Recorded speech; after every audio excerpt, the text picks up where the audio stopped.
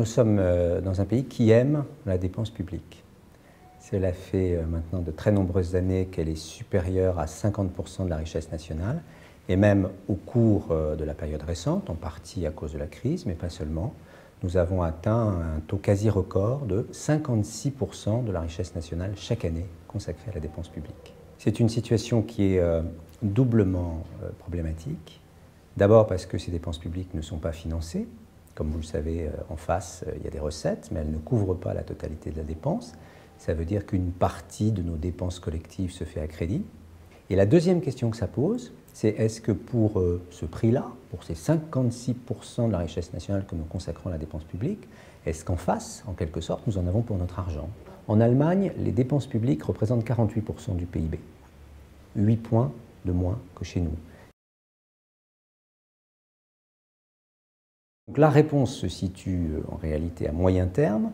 À moyen terme, c'est vertueux et c'est bon pour la croissance de réduire la dépense publique, dans la mesure où ce que vous ne prélèverez plus sur la richesse nationale va être restitué aux agents économiques, c'est-à-dire aux ménages, c'est-à-dire aux entreprises, qui vont pouvoir faire des choix individuels que la captation de l'essentiel de la richesse nationale dans la dépense publique leur interdit pour l'instant.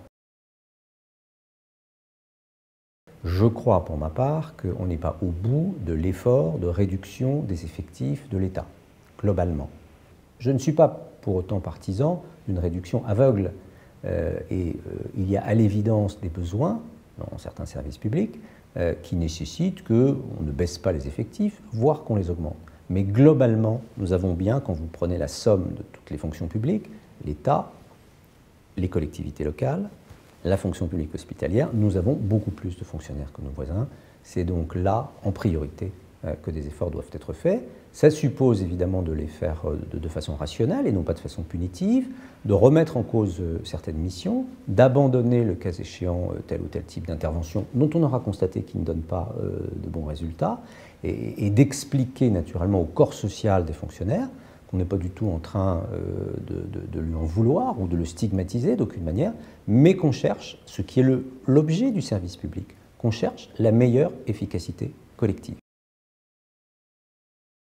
Le Canada, c'est l'exemple qui est cité fréquemment, mais c'est un exemple juste, avait un énorme problème d'endettement et de dépenses publiques à la fin des années 80, et il a utilisé la décennie 90 en révisant systématiquement le contenu des politiques publiques canadiennes, des interventions, et en 2 législatures, il est revenu graduellement à l'équilibre et à la maîtrise de son endettement, et il y a d'ailleurs derrière eux une période forte de croissance économique, et tous les fondamentaux de l'économie canadienne tout au long de la décennie 2000 ont été largement topo fixe grâce à l'effort précédent. Plus près de nous, il y a les pays scandinaves.